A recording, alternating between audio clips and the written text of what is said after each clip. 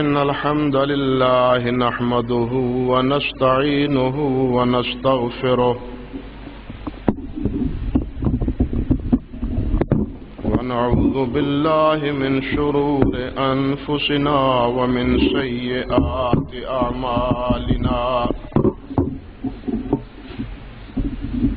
من يهده الله فلا مضل له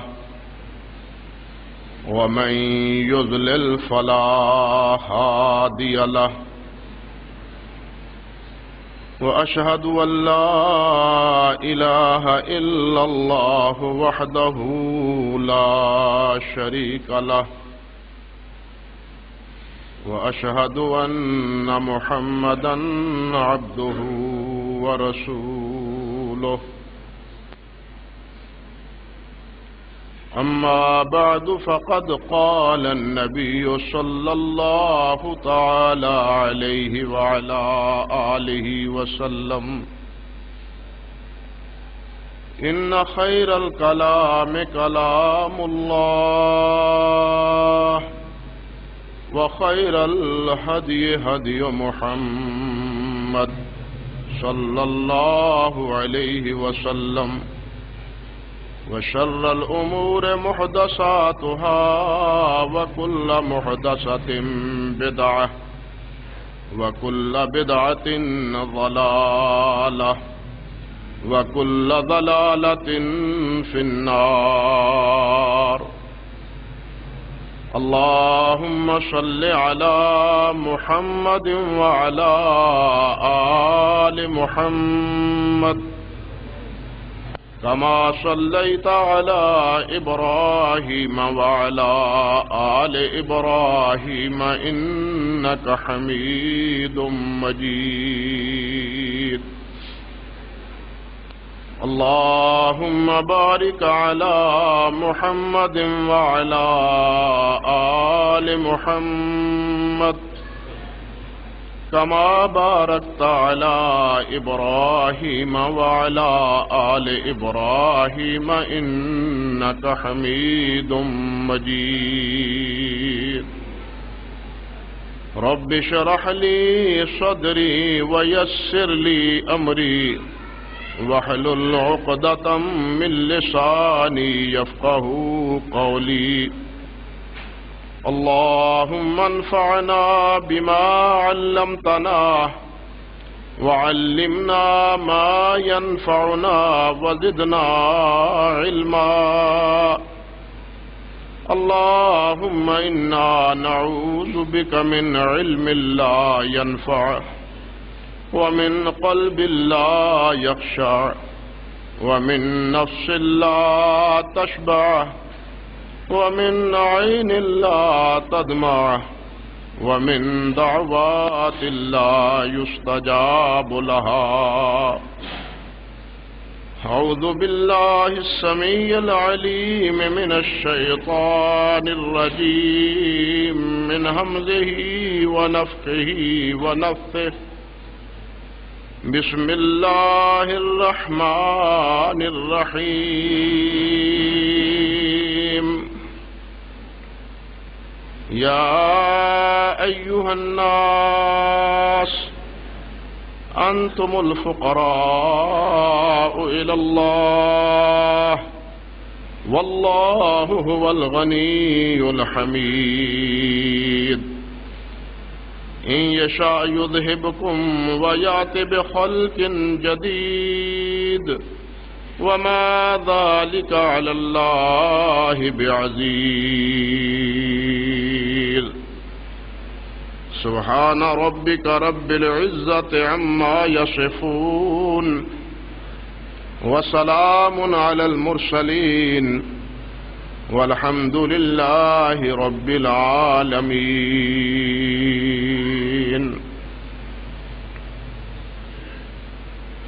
عزت مآب بزرگوں، محترم مکرم بھائیوں، ساتھیوں اور دوستوں، سورۃ فاطر کے تیسرے رکوع کی 3 آیات مبارکہ میں نے آپ کے سامنے تلاوت کی ہیں۔ جن میں اللہ سبحانہ و تعالی نے ایک بنیادی مسئلے کی ہمیں رہنمائی فرمائی ہے، اور وہ مسئلہ اس حقیقت سے آگاہی ہے جس سے ہر انسان دوچار ہوتا ہے۔ کسی بھی انسان کو اس سے مفر نہیں، اور جو اس دائرے سے اپنے آپ کو بالا تر سمجھتا ہے، اور جو حیثیت اللہ نے اس آیت میں انسانوں کی متعین اور مقرر فرمائی ہے، اس حیثیت سے اپنے آپ کو ورا اور ورا سمجھتا ہے، وہ ایک نہ ایک دن دھر لیا جاتا ہے اور اس کے دماغ کا سارا فطور اللہ رب العزت خاک میں ملا دیتے ہیں۔ اللہ رب العزت نے فرمایا ہے، یا ایھا الناس، اے لوگو، انتم الفقراء الی اللہ، تم سب اللہ کے فقیر ہو، تم سب اللہ کے محتاج ہو۔ بے نیاز ذات صرف ایک اللہ کی ہے، بے پرواہ ذات صرف ایک اللہ کی ہے۔ اللہ کے علاوہ پوری انسانیت ہی کیا، پوری کائنات اللہ رب العزت کی محتاج ہے۔ بالخصوص انسان جو مخاطب ہے قرآن مجید کا، اسے یہ باور کرایا جاتا ہے کہ تم اپنے بارے میں غور کرو کہ تم کیا ہو۔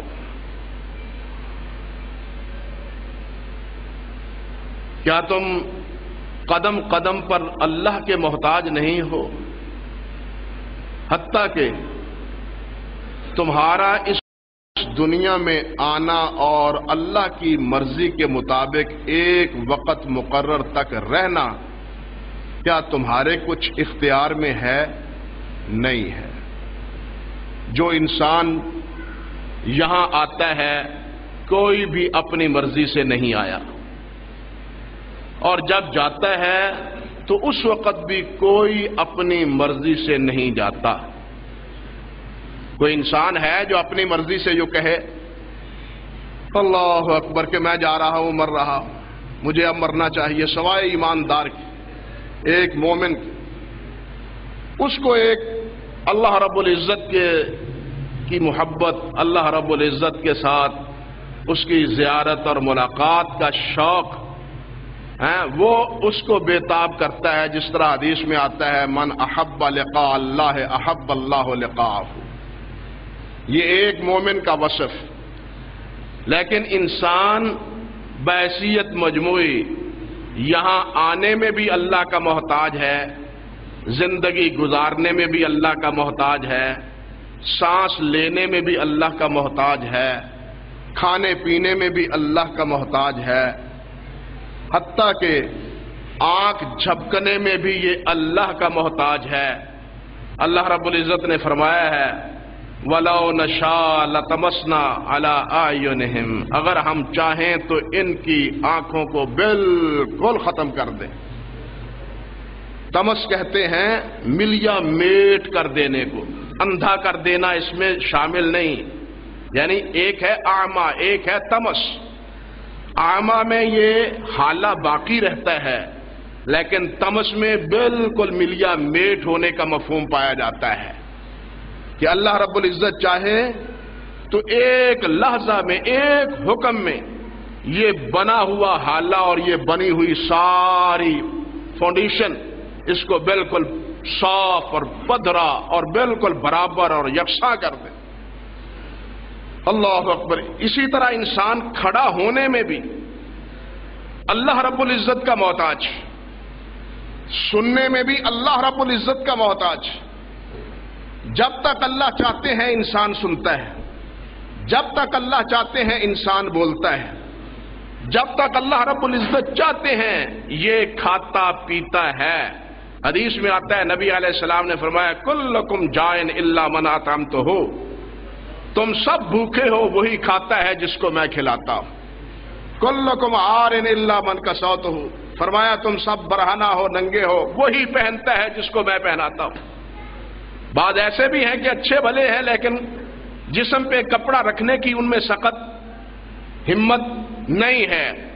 ایسے بھی ہیں کہ جن کو بے پناہ دولت اور بے پناہ رزق ان کے ہاں میسر ہے، لیکن کھانے میں وہ ایک چپاتی سے بھی زیادہ، ایک پھلکے سے بھی زیادہ کھانے کے روادار نہیں ہوتے۔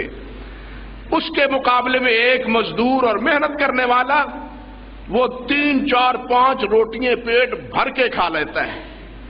زیادہ مال و دولت والا نہیں کھاتا، بلکہ وہی کھاتا ہے جس کو اللہ کھلاتا ہے، وہ خواہ مزدور ہو یا خواہ مالک ہو، اللہ کھلانے والا ہے، اللہ پلانے والا ہے۔ یہ بصارت کی قوت عطا فرمائے ہوئے ہے، بس اللہ ہی اس زبان کو بولنے کی قوت عطا فرماتا ہے۔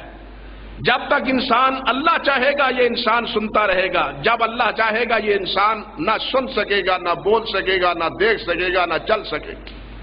غرض ہے کہ ہر لحظہ میں، ہر آن وہ اللہ رب العزت کا محتاج ہے، اور اس کی یہ بے بسی اور اس کی محتاجگی قدم قدم پر اس کے لیے رکاوٹ بنی ہوئی ہے۔ اللہ اکبر کبیرہ۔ حقیقت یہ ہے کہ انسان اپنی تمام تر صلاحیتوں کے باوجود وہ اللہ رب العزت کے سامنے بے بس ہے۔ قادر مطلق ہے تو کون ہے؟ صرف ایک اللہ ہے۔ انسان بے بس اور مجبور محض ہے۔ یہ اسی وقت اپنے وجود کو حرکت دیتا ہے جب اللہ رب العزت حرکت دینے کی اس میں قوت رکھتے ہیں۔ آپ دیکھیے یہ لا حول ولا قوت الا باللہ، جس کو نبی علیہ السلام نے فرمایا کنز من کنوز الجنہ، کہ یہ ورد اور یہ جملہ یہ کیا ہے؟ جنت کے خزانوں میں سے ایک خزانہ ہے۔ اب اس کا مفہوم کیا ہے؟ لا حول ولا قوت، نہ قوت ہے نہ پہلو بدلنے کی طاقت ہے۔ حول کس کو کہتے ہیں؟ ایک سمت سے دوسری سمت آنے کو، ایک کروٹ سے دوسری کروٹ لینے کو، ایک حالت میں دوسری حالت میں پلٹنے کو حول کہتے ہیں۔ سال کو بھی عربی میں حول اس لیے کہتے ہیں کہ وہ دوبارہ آتا ہے، ریپیٹ ہوتا ہے، اس لیے اس کو بھی حال علیہ الحول کہتے ہیں۔ تو لا حول، نہ حرکت کی حرکت کی اس میں قوت ہے، نہ طاقت ہے، اگر ہے تو کس کی بدولت ہے؟ الا باللہ، اللہ کی۔ اللہ رب العزت جب تک چاہتے ہیں یہ پہلو بدلتا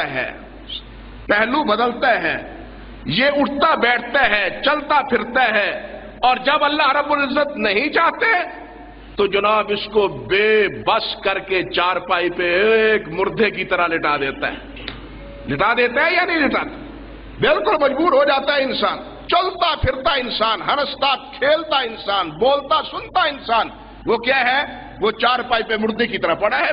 فالج کی تکلیف ہے یا اور کوئی تکلیف جسم میں ایسی در آئی ہے کہ جس کے نتیجے میں وہ ایک پہلو بھی خود بخود بدلنے پہ قادر نہیں رہتا، تو یہ بھائی اس وقت تک ہی ہے جب تک اللہ رب العزت چاہتے ہیں، جب تک اللہ کی کرم نوازی ہے۔ انسان اپنے ہر معاملے میں کیا ہے؟ اللہ رب العزت کا محتاج ہے۔ ایک یہ محتاجگی ہے، بات سمجھیے، ایک یہ محتاجگی ہے جس میں ہر انسان شامل ہے، وہ مسلمان ہو، وہ کافر ہو، وہ مومن ہو، وہ منافق ہو، ہر ایک یکساں ہے اس حکم میں، اس فقیری میں۔ لیکن ایک فقیری وہ ہے جو ربوبیت کی صفت سے آگے اللہ کی الوہیت کے حوالے سے، یہاں بھی اللہ رب العزت نے جو بات ارشاد فرمائی ہے وہ یہ ہے کہ انتم الفقراء الی اللہ، کہ تم اللہ کے فقیر ہو۔ انتم الفقراء الی ربکم، یہ اللہ نے نہیں فرمایا، کہ تم اپنے رب کے محتاج نہیں، بلکہ کیا فرمایا؟ تم اللہ کے محتاج۔ ربوبیت میں صرف پرورش اور پالنا، اس کی تربیت کرنا، صرف یہی معنی شامل ہے، لیکن الوہیت میں اس کی زندگی کے تمام تر معاملات الوہیت کے لفظ میں شامل ہیں۔ یعنی رب کے لفظ میں جو وہ الہ کے لفظ میں یا اللہ کے لفظ میں جو وسعت ہے وہ رب کے لفظ میں وسعت نہیں ہے۔ رب کا لفظ اللہ رب العزت کی ایک صفت ہے، رب کا لفظ اللہ رب العزت کی کیا ہے؟ ایک صفت ہے، لیکن اللہ کا لفظ یہ اللہ رب العزت کی جامع صفات پر مشتمل ہے۔ جتنی بھی اللہ کی صفات ہیں وہ اس لفظ اللہ پہ شامل ہے۔ اللہ اکبر۔ اور یہ الوہیت میں فقر کہ انسان یہ سمجھے، اللہ اکبر، انسان یہ سمجھے کہ میں اپنے اللہ کا محتاج ہوں، میں مالدار ہونے کے باوجود، غنی ہونے کے باوجود یہ غنا اور یہ مال یہ بھی اگر ہے تو یہ میرے کسب کا نتیجہ نہیں، میری محنت کا نتیجہ نہیں، میری تعلیم کا نتیجہ نہیں، میرے تجربے کا نتیجہ نہیں، بلکہ یہ کس کا نتیجہ ہے؟ اللہ رب العزت کی عطا اور اللہ رب العزت کی نوازش کا نتیجہ ہے۔ یہ فکر کہ یہ چیز میرے علم کی بنا پر ہے یا یہ میرے محنت کا نتیجہ ہے، یہ مومنانہ سوچ نہیں ہے، یہ فرعون اور حامان کی سوچ ہے، جس نے کہا تھا انما اوتیتہ علی علم عندی۔ موسیٰ علیہ السلام نے کہا تھا نا حامان کو کہ تم اللہ کی راہ میں اللہ کا دیا ہوا مال خرچ کرو، یہ اللہ نے تمہیں دیا ہے۔ وہ کہنے لگا اللہ نے دیا ہے، یہ تو میرے عمل کا ہے، میرے علم کا نتیجہ ہے، علم کی وجہ سے، میرے تجربے کی وجہ سے میں نے اتنا مال کمایا ہے، اس کے دینے میں کسی اور کی کوئی توفیق یا کسی اور کی محنت شامل ہے نہیں ہے، یہ میری محنتوں کا نتیجہ ہے۔ یہ سوچ ملحدانہ ہے، یہ سوچ مومنانہ نہیں ہے، کافرانہ سوچ ہے۔ مومن یہ سوچتا ہے کہ مجھے جو بھی ملا ہے یہ سب کچھ اللہ رب العزت کی عطا کا نتیجہ ہے۔ بلکہ وہ ایک اللہ والے نے بڑی عجیب بات کہی، وہ کہتا ہے اللہم انی فقیر فی غنائی فکیف لا افقر فی فقری۔ اللہم انی فقیر فی غنائی، اللہ جب میں غنی ہوں تو میں پھر بھی تیرا محتاج، تو جب ہوں ہی میں تیرا محتاج، جب ہوں ہی محتاج، ہوں ہی فقیر، میرے پاس ہو ہی کچھ نہ، تو پھر مجھ سے بھی بڑا کوئی اور فقیر ہوگا۔ جب غنا کی صورت میں مال و دولت رکھتے ہوئے میں کیا ہوں؟ تیرا فقیر ہوں، تیرا محتاج ہوں، میں یہ سمجھتا ہوں کہ یہ تیرا دیا ہوا ہے۔ ایک اور اللہ والے نے عجیب بات کہی، وہ کہتا ہے، دعا کرتا ہے اللہ رب العزت سے، اللہم اجعل صدری خزانۃ توحیدک ولسانی مفتاح تمجیدک وجواری خدم طاعتک، اللہم لا عز الا فی الذل الیک ولا غنا الا فی الفقر الیک۔ اللہ میرے دل کو اپنی توحید کا خزانہ بنا دے۔ اللہم اجعل صدری خزانۃ توحیدک، اے اللہ میرے سینے کو، میرے دل کو اپنی توحید کا مرکز اور منبع اور خزانہ بنا دے۔ وَلِسَانِي مِفْتَاحَ تَمْجِيدِكَ، اور میری زبان کو اپنی حمد و ثنا کی چابی بنا دے، میری زبان کو اپنی حمد و ثنا کی کیا بنا دے؟ چابی بنا دے۔ وَجَوَارِي خُدَمَ طَاعَتِكَ، اور میرے اعضاء کو اپنا اطاعت گزار اور فرما بردار بنا دے۔ اللہم لا غنا الا، اللہم لا عز الا فی الذل لک، اللہ کوئی عزت نہیں، تیرے ہاں عزت یہی ہے کہ انسان اپنے آپ کو حقیر تک سمجھے، تیرے ہاں عزت یہ ہے کہ اپنے آپ کو کیا سمجھے؟ حقیر تک سمجھے، ذلیل تک سمجھے کہ مجھ سے اور کوئی بڑا ذلیل نہیں ہے اللہ کے سامنے۔ عزت والا ہے تو اللہ ہے، وہ جس کو چاہتا ہے عزت دیتا ہے، جس کو چاہتا ہے ذلیل بنا دیتا ہے۔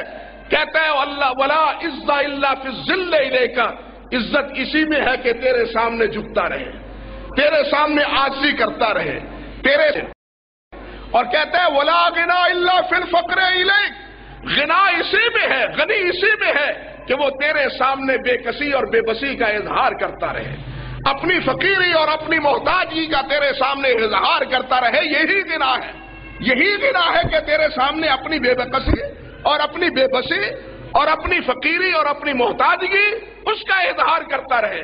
تو میرے بھائیوں، یہ ہے اصل۔ حضرت شیخ الاسلام ابن تیمیہ رحمت اللہ علیہ، ان کا ایک شعر ہے، وہ فرمایا کرتے تھے انا المقدی وانا المقدی کذالک کان ابی و جدی، کہا کرتے تھے اے اللہ، اے مولا کریم، میں تیرا بھکاری ہوں، میں تیرا بھکاری ہوں، میں تیرا منگتا ہوں، میں تیرا سائل ہوں، میں ہی نہیں میرا باپ بھی تیرا سائل، میرا دادا بھی تیرا بھکاری، یعنی گویا ہم جدی پشتی تیرے بھکاری ہیں، ہم جدی پشتی تیرے بھکاری ہیں، تجھ سے طلب کرنے والے ہیں، تیرے سائل ہیں، تیرے فقیر ہیں، تیرے محتاج۔ تو یہ ہے اصل فقیری، یہ ہے اصل چیز، یہ ہے محتاجگی اللہ کی الوہیت کے ساتھ۔ آپ دیکھیں نبی کریم حضرت محمد رسول اللہ صلی اللہ علیہ وسلم، اللہ رب العزت نے انہیں کیا بنایا ہے؟ فرمایا انک لتہدی الی صراط مستقیم۔ نبی علیہ الصلوۃ والسلام امام الہدیٰ ہیں، آپ امام الانبیاء ہیں، آپ خاتم النبیین ہیں، یہ سارے اوصاف نبی کریم صلی اللہ علیہ وسلم کو حاصل ہیں۔ اب ہدایت وہی ہے جس کو آپ ہدایت کہیں، جو آپ کے برا عمل ہے وہ ہدایت پہ مبنی نہیں ہے، وہ ضلالت اور گمراہی پہ مبنی ہے۔ ہدایت آپ کی تابع داری میں ہے، آپ کی فرما برداری میں ہے۔ یہ ہے نبی علیہ الصلوۃ والسلام کا مقام، یہ ہے منصب۔ لیکن دوسری طرف یہ جو امام الہدیٰ ہیں، ان کی اللہ کے سامنے التجا، اللہ کے سامنے اپنی بےکسی اور اللہ کے سامنے اپنی محتاجگی اور ناتوانی، اس کا اظہار کس طرح ہے، اسی حوالے سے اللہ رب العزت کے سامنے عرض کرتے ہیں، اللہ اکبر، اللہم رحمتک ارجو فلا تکلنی الی نفسی طرفۃ عین واصلح لی شانی کلہ لا الہ الا انت۔ اے اللہ، اللہ اکبر، اللہ میں تیری رحمت کا جوئندہ ہوں، میں تیری رحمت کا متلاشی ہوں، تیری رحمت کی امید کے سہارے جی رہا ہوں۔ اللہم رحمتک ارجو فلا تکلنی الی نفسی طرفۃ عین، آگ جھپکنے کے برابر بھی مجھے میرے نفس کے سپرد نہ کیجیو۔ اندازہ کیجئے یہ امام الہدیٰ ہے، اور فرمائیے یہ امام الہدیٰ ہے، آپ سے کسی غلط کام کی کوئی توقع نہیں ہے، جو بول جو عمل ہے وہ ہدایت اور صراط مستقیم کا ہے۔ اس وصف پہ متصف ہونے کے باوجود اپنے رب ذوالجلال والاکرام سے اپنی حیثیت اور اپنے درجے کا کیا اظہار کرتے ہیں؟ فلا تکلنی الی نفسی طرفۃ عین، ایک آگ جھپکنے کے برابر بھی اللہ مجھے میرے نفس کے سپرد نہ کیجیو۔ وَأَصْلِحْ لِي شَانِي كُلَّهُ لَا إِلَٰهَ إِلَّا أَنْتَ، اللہ میری تمام حالتیں سنوار دو، میری ساری حالتیں سنوار دو، اس لیے کہ تیرے علاوہ کوئی الہ نہیں ہے، حالتوں کو بدلنے والا تیرے علاوہ اور کوئی نہیں ہے۔ اسی طرح حضرت عائشہ رضی اللہ تعالی عنہا اور حضرت ام سلمہ، اختصار کرتا ہوں، حضرت ام سلمہ بھی راویہ ہیں اور حضرت عائشہ صدیقہ بھی بیان کرتی ہیں، دونوں فرماتی ہیں امہات المومنین میں سے کہ جب ہمارے گھر میں نبی علیہ الصلوۃ والسلام تشریف لاتے، بلکہ شعر بن حوشب نے حضرت ام سلمہ سے یہ پوچھا کہ اماں بتلاؤ جب نبی علیہ السلام گھر میں ہوتے ہیں تو کیا کرتے ہیں، کیا کہتے ہیں؟ تو حضرت ام سلمہ فرماتی ہیں کہ میرے گھر میں جب ہوتے ہیں تو اکثر یہ پڑھتے ہیں، یا مقلب القلوب ثبت قلبی علی دینک، اللہ اکبر، یا مقلب القلوب ثبت قلبی علی دینک۔ حضرت عائشہ رضی اللہ تعالیٰ عنہ بیان فرماتی ہے کہ حضور جب میرے گھر میں ہوتے تھے تو اکثر یہ پڑھتے تھے، یا مقلب القلوب ثبت قلبی علی دینک، اے دلوں کے بدلنے والے میرے دل کو اپنے دین پہ ثابت رکھ۔ آپ بتلائیں، یہ تو امام الہدیٰ ہے، یہ تو دوسروں کو ہدایت دینے والے ہیں۔ غور کیجئے، یہ دوسروں کو ہدایت دینے والے ہیں، لیکن اپنے بارے میں اپنے رب سے کیا عرض کرتے ہیں کہ اللہ میرے دل کو اپنے دین پہ لگائے رکھ۔ معاذ اللہ، کیا نبی علیہ السلام کو اپنی ذات کے بارے میں کوئی شبہ تھا؟ نہیں، لیکن وہ جو محتاجگی ہے الوہیت کی محتاجگی، کہ اللہ رب العزت کے سب محتاج ہیں ہر معاملے میں، ہر معاملے میں، خواہ اسے کتنا بڑے سے بڑا منصب اللہ عطا فرما دے، وہ پھر بھی اللہ رب العزت کا کیا ہے؟ محتاج ہے۔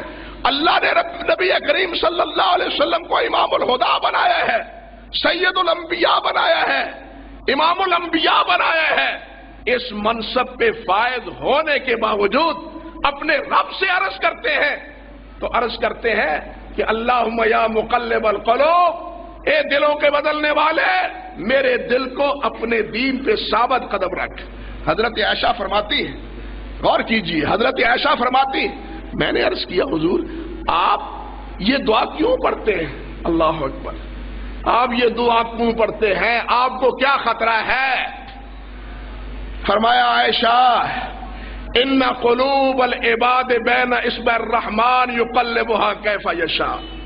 اللہ اکبر، فرمایا کہ اللہ کے ہاتھوں میں، انگلیوں میں انسانوں کے دل ہیں، اللہ اپنے بندوں کا دل جس طرح چاہتے ہیں پھیر دیتے ہیں۔ اللہ اپنے بندوں کا دل جس طرح چاہتے ہیں پھیر دیتے ہیں۔ اندازہ کیجئے کہ اتنا اعلیٰ ترین مرصد، جس کے بارے میں میرا اور آپ سب کا ایمان ہے کہ کائنات میں آپ سے بڑھ کے افضل اور اعلیٰ درجے کا اور کوئی انسان اور کوئی مخلوق ہے ہی نہیں، ہے ہی نہیں۔ اللہ اکبر کبیرہ، لیکن اس کے باوجود، اس کے باوصف اللہ رب العزت سے کیا عرض کرتے ہیں؟ بلکہ اس مسئلے میں یہ بات بھی غور کیجئے، سورۃ بنی اسرائیل میں اللہ رب العزت نے ایک مقام پہ ایک بات ارشاد فرمائی ہے، وہ بھی پیش نظر رکھیے۔ اللہ رب العزت فرماتے ہیں اپنے پیارے پیغمبر حضرت محمد رسول اللہ صلی اللہ علیہ وسلم سے مخاطب ہو کے، فرمایا وَلَوْلَا أَن ثَبَّتْنَاكَ لَقَدْ كِدتَّ تَرْكَنُ إِلَيْهِمْ شَيْئًا قَلِيلًا۔ اللہ اکبر کبیرہ، اللہ فرماتے ہیں کہ فرمایا کہ وَلَوْلَا أَن ثَبَّتْنَاكَ، یہ سورۃ بنی اسرائیل ہے اور اس کی آیت نمبر 74 ہے۔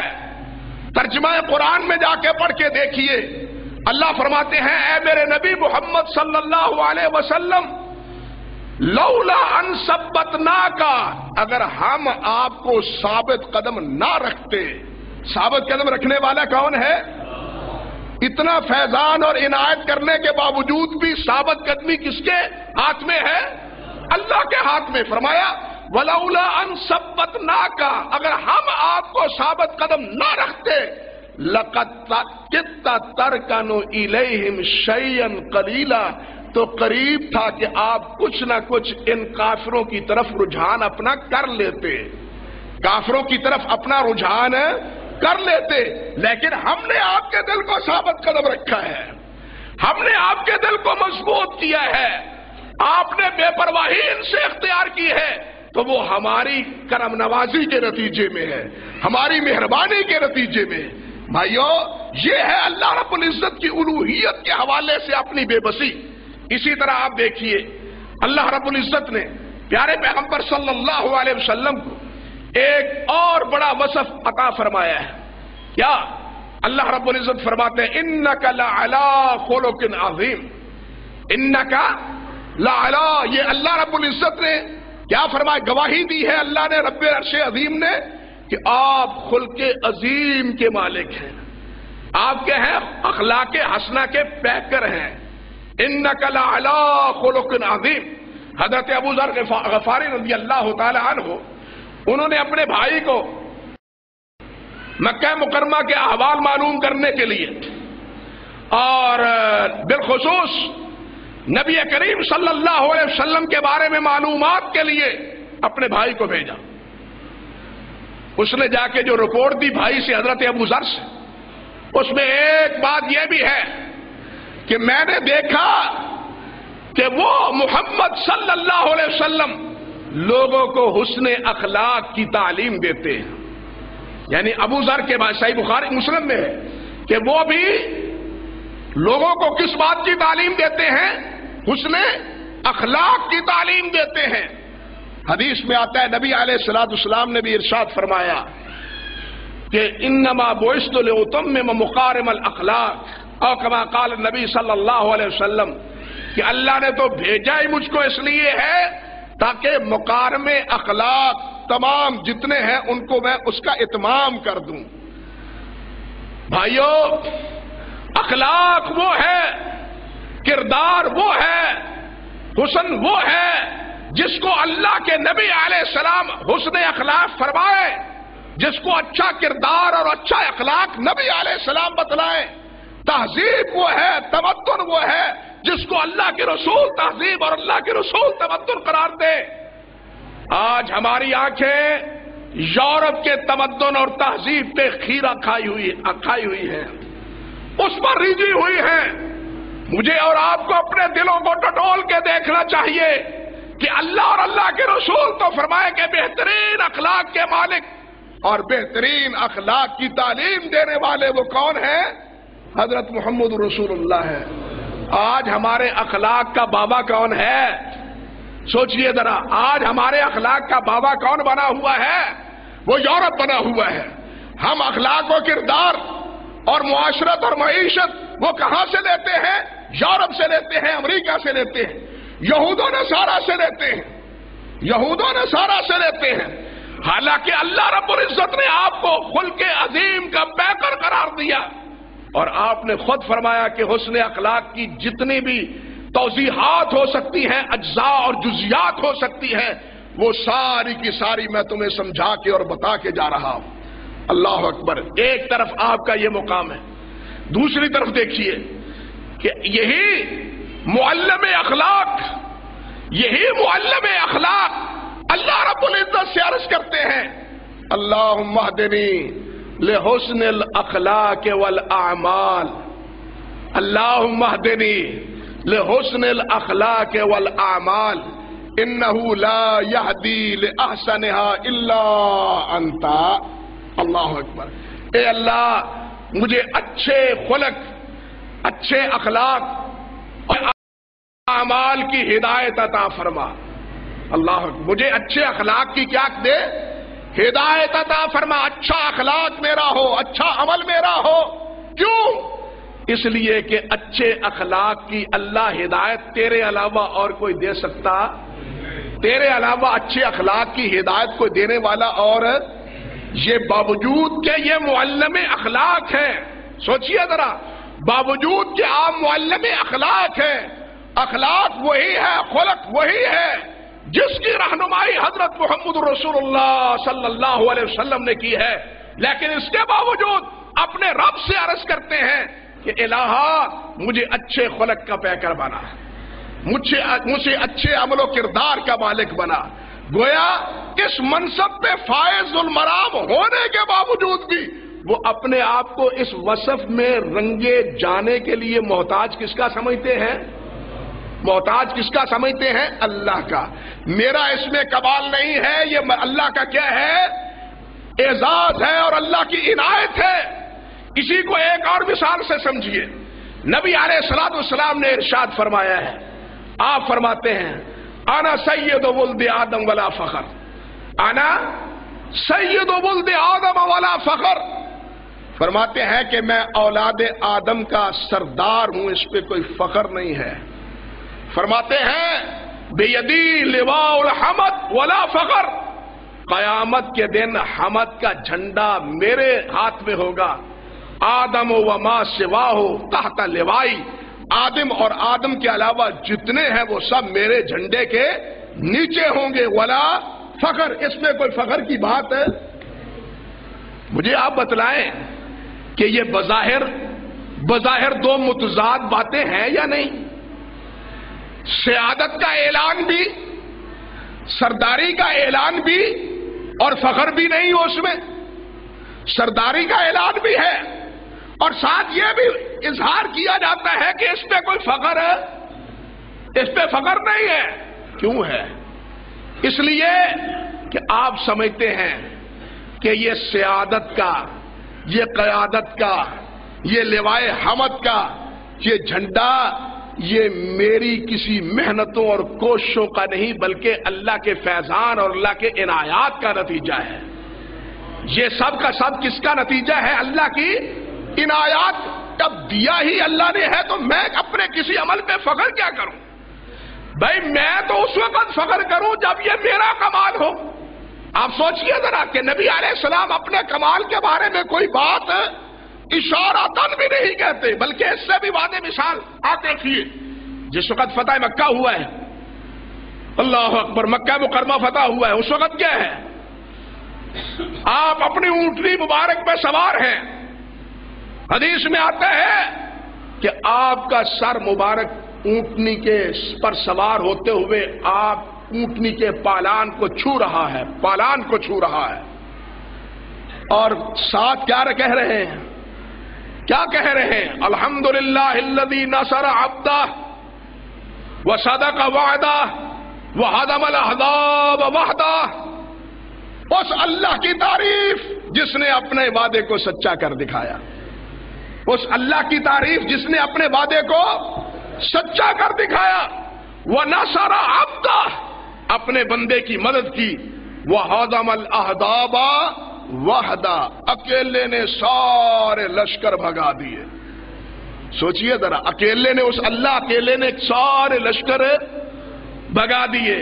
مدینہ طیبہ یہودیوں سے بھی پاک، مدینہ طیبہ یہودیوں سے پاک، اور ان سے پاک کیا ہے، کروایا ہے تو کس نے؟ اللہ نے. اللہ نے کروایا ہے. یہ مکہ مکرمہ، اور جہاں سے رات چھپ کے میں بھاگا ہوں اور بھاگا ہوں مدینے پہنچا ہوں، مکے والوں نے وہاں بھی سکھ کا سانس مجھے لینے نہیں دیا. وہاں بھی ہم مسلسل یکے بعد دیگرے حملہ آور ہوتے رہے ہیں. مجھ کو اور میرے ساتھیوں کو اور مدینہ طیبہ کو بالکل بلیا میٹ کرنے کے عزم سے یہاں سے روانہ ہوتے رہے ہیں. لیکن آج ایک وقت وہ ہے، آج ایک وقت وہ ہے، اللہ اکبر، کہ جہاں سے میں چھپ کے نکلا تھا آج اونٹنی پہ بیٹھا ہوا ہوں. جس شہر میں اس انداز سے، اس اعزاز سے پہلے کسی کا داخلہ نہیں ہوا، جبرائیل آیا ہے پیغام لے کے، لا اقسم بہذا البلد وانت حل بہذا البلد. آج ہم نے تمہارے لیے اپنے حرمت والے شہر کی حرمت کو بھی ختم کر دیا ہے. آپ اس میں فاتحانہ داخل ہوں، شاہانہ انداز میں داخل ہوں، فاتحانہ انداز میں داخل ہوں. یہ اعزاز صرف نبی کریم علیہ السلام کا ہے. اللہ نے فرمایا کہ آپ کے لیے میں نے حلال قرار دیا ہے، اور ہر اپنے حرم بیت کی، بیت حرم کی حرمت کو میں نے کیا کیا ہے؟ اٹھا لیا ہے.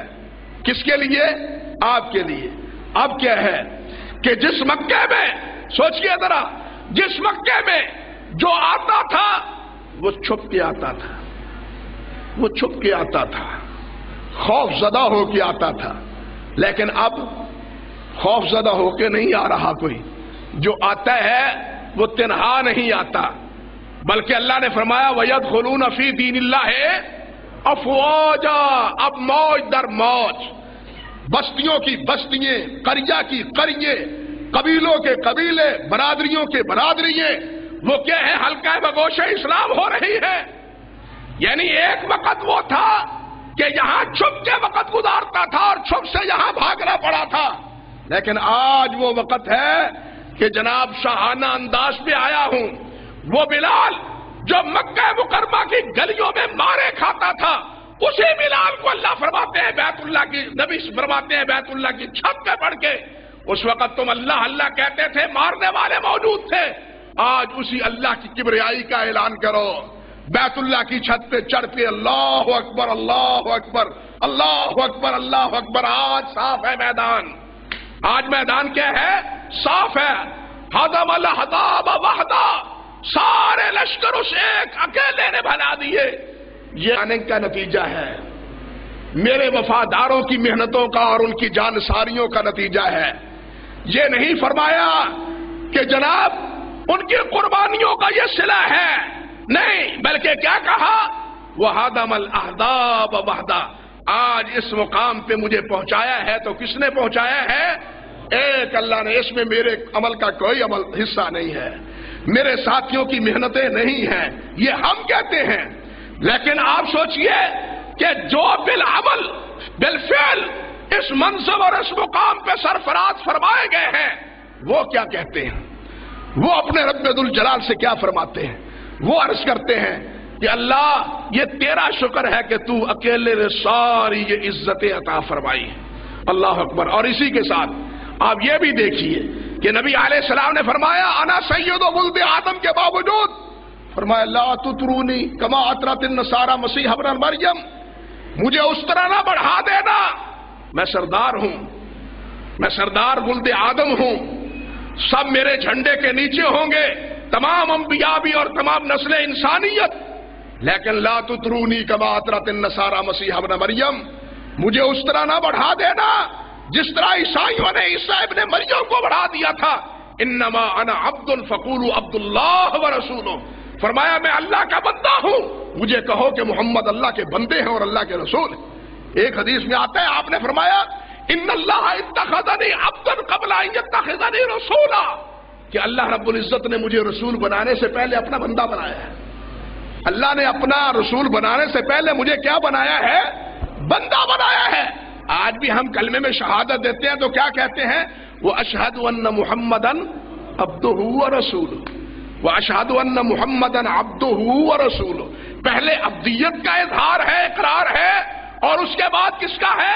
رسالت کا۔ یہی بات فرمائی کہ انما انا عبد فقولوا عبد اللہ ورسولہ، ان اللہ جعلنی عبدا قبل ان یتخذنی رسولا، رسول بنانے سے پہلے اللہ نے مجھے اپنا بندہ بنایا ہے۔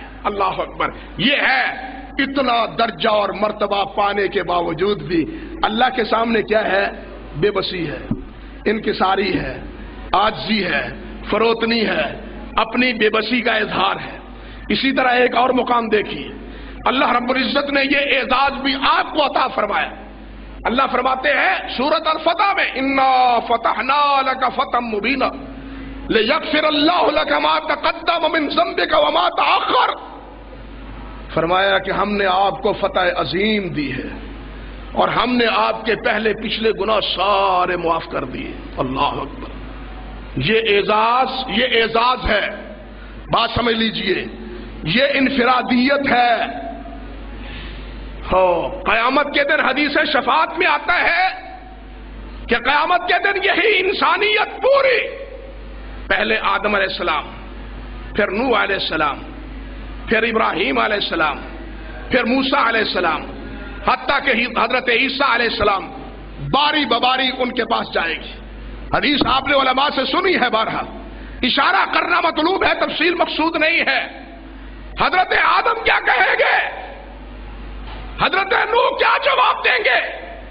ابراہیم علیہ السلام جرأت نہیں کریں گے، موسیٰ علیہ السلام اپنے اندر ہمت نہیں پائیں گے، اور عیسیٰ علیہ السلام بھی رب ذوالجلال کے سامنے سفارش کرنے کی ہمت نہیں رکھیں گے۔ کیوں نہیں رکھیں گے؟ وہ سب کہیں گے ہم سے یہ ہوا تھا، اللہ کہیں پوچھ نہ لے، اللہ کہیں پوچھ نہ لے، مجھے تو لوگوں نے معبود بنا لیا، اللہ کا بیٹا بنا لیا تھا، اللہ مجھے اس کے بارے میں مجھ سے سوال نہ کر لے، مجھ سے ایک کتنی مارا گیا تھا، اللہ اس کے بارے میں مجھ سے سوال نہ کر لے، اور میں باپ کے بارے میں دعا کر چکا تھا، اس لیے اللہ مجھے سوال کر لے کہ تو نے ایک باپ جو کفر شرک پہ مرا تھا اس کے لیے دعا کیوں کی؟ اللہ پوچھ لے کہ بیٹے کے بارے میں تو نے دعا کیوں تھی نوح علیہ السلام سے؟ اسی طرح آدم علیہ السلام بھی خائف ہیں۔ بھائیو، قیامت کے دن ہر ایک کو سوال کے جواب کا خوف ہوگا، لیکن سوال کے جواب کا خوف نہیں ہوگا تو سرکار دو عالم کو نہیں ہوگا۔ بات سمجھے ہیں؟ کیوں؟ کہ اللہ نے دنیا میں فرما دیا ہے لیغفر اللہ لک ما تقدم من ذنبک وما تأخر، پہلے اور پچھلے سب گناہ میں نے تیرے معاف کر دیے، سب دھونے دھو دیے، سب الزامات دھبے جتنے تھے سب مٹا دیے۔ یہ اعزاز اور یہ انفرادیت کس کی ہے؟ یہ اختصاص کس کا ہے کائنات میں؟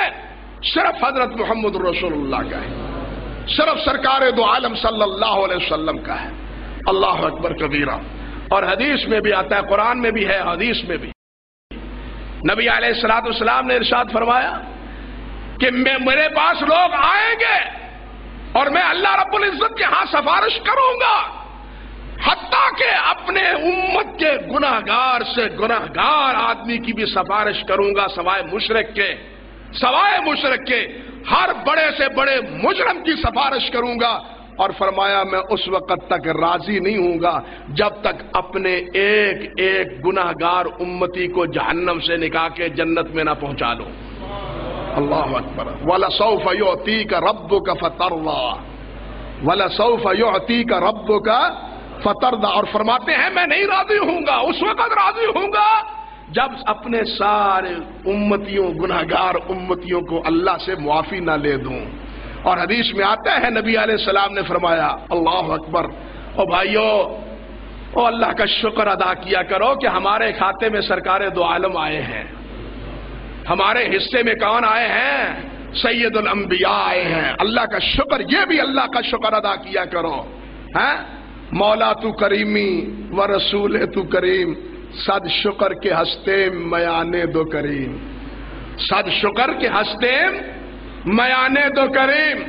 نبی علیہ السلام نے فرمایا کہ ہر نبی کی ایک دعا ہے، اللہ نے فرمایا کہ تم جو چاہو دعا کر لو، میں قبول کروں گا، ضائع نہیں کروں گا۔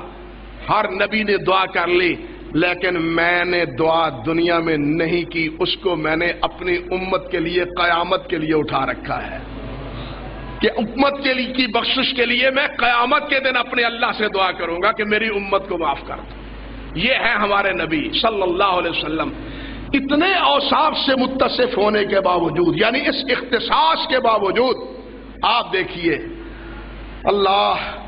اللہ کیا عرض کرتے ہیں، اللہم اغفر لی ما قدمت وما اخرت وما اعلنت وما اسررت وما اسرفت وما انت عالم به منی انت المقدم وانت المؤخر لا الہ الا انت۔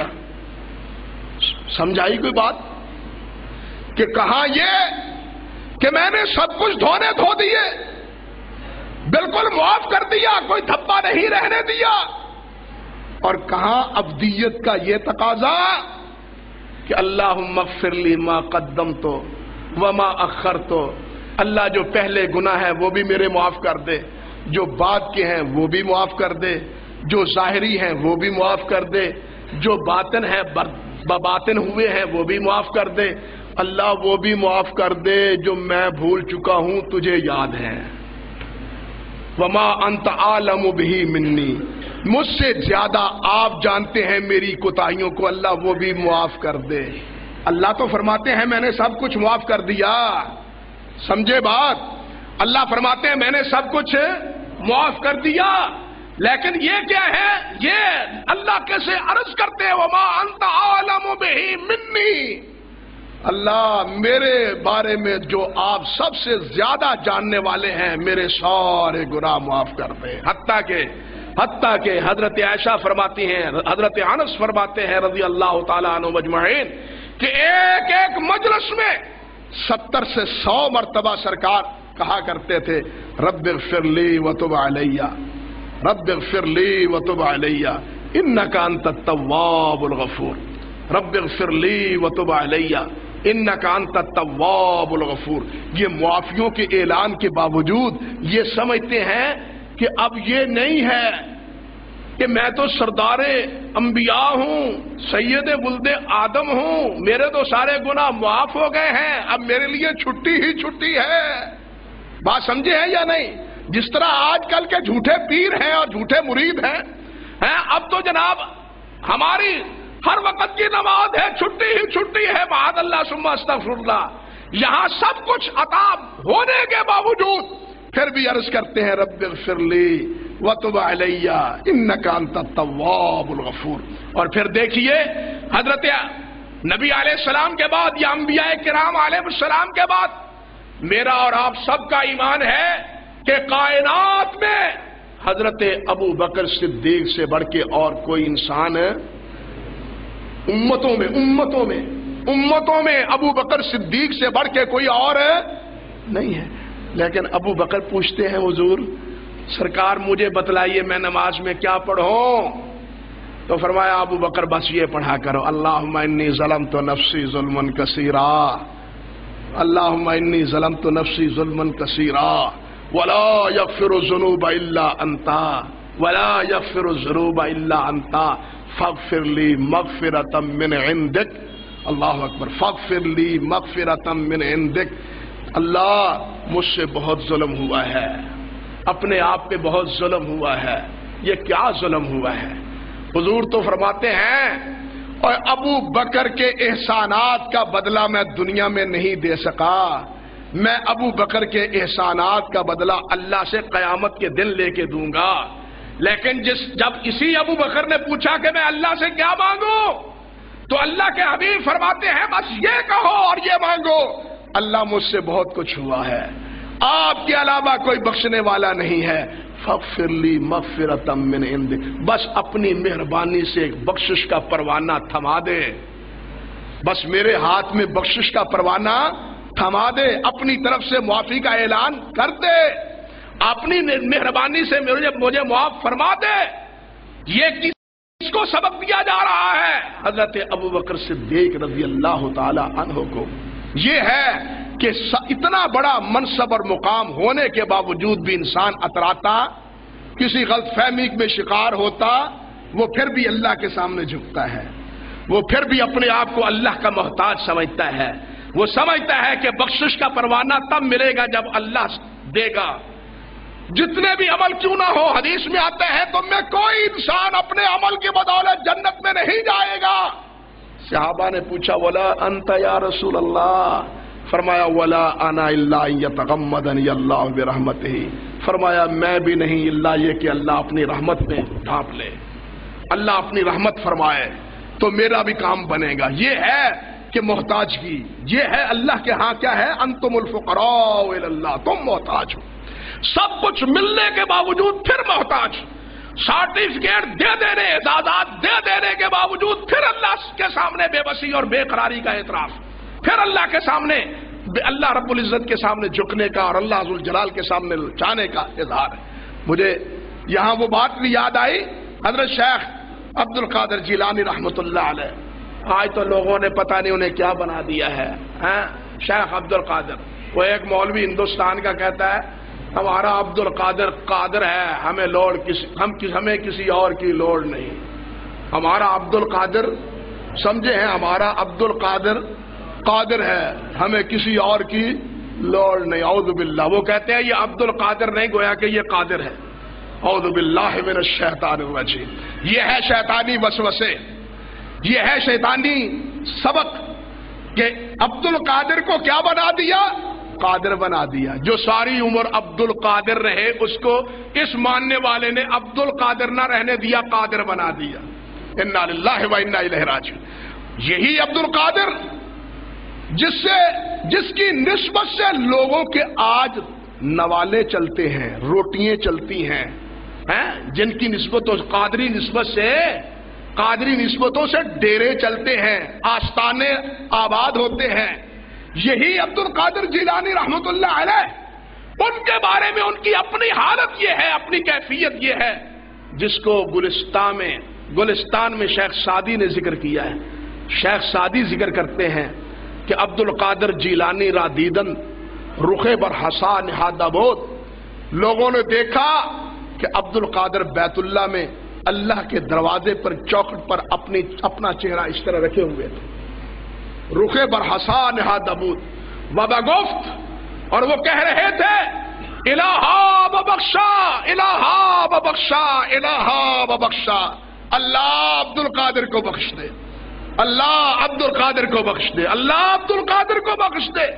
وَأَغَرْ مُسْتَوْجِبِ عُقُوبَتَمْ، اگر اللہ تیرے ہاں مجھے سزا دینے کا فیصلہ ہے، مرا روز قیامت نابینا بر انگیخت، قیامت کے دن مجھے نابینا کر کے اٹھانا، اندھا کر کے اٹھانا، تا رخے نیکاں شرمشار نباشم، تاکہ نیکوں کے سامنے عبد القادر شرمندہ نہ ہو کہ تمہیں تو کیا لوگ سمجھتے تھے، آج کہاں جا رہے ہو، کہاں دھکیلے جا رہے ہو۔ اللہ اگر مجھے سزا دینے کا تیرا فیصلہ ہو چکا ہے تو قیامت کے دن مجھے اندھا اٹھا دینا، تاکہ لوگوں کے سامنے میں شرمندہ، ندامت مجھے نہ آئے۔ یہ ہے اللہ والوں کی بات۔ جس کو جتنی اللہ کی معرفت حاصل ہوتی ہے بھائیو، جتنی اللہ کی معرفت حاصل ہوتی ہے، وہ اللہ کے سامنے اتنا ہی جھکتا ہے، اتنا ہی بے بس سمجھتا ہے، اتنا ہی محتاج سمجھتا ہے، اتنا ہی بے کس سمجھتا ہے۔ اللہ ہمارے دلوں میں بھی یہ عقیدہ، یہ فکر اور یہ اپنی عظمت ہمارے دلوں میں راسخ فرمائے۔ اللہ ہمیں اپنا محتاج بنائے رکھے، اپنی ربوبیت میں بھی اور اپنی الوہیت میں بھی۔ اللہ دنیا میں بھی ہمارے معاملات سنوار دے اور اللہ آخرت میں بھی ہمارے معاملات سنوار دے۔ وآخر دعوانا الحمدللہ رب العالمین۔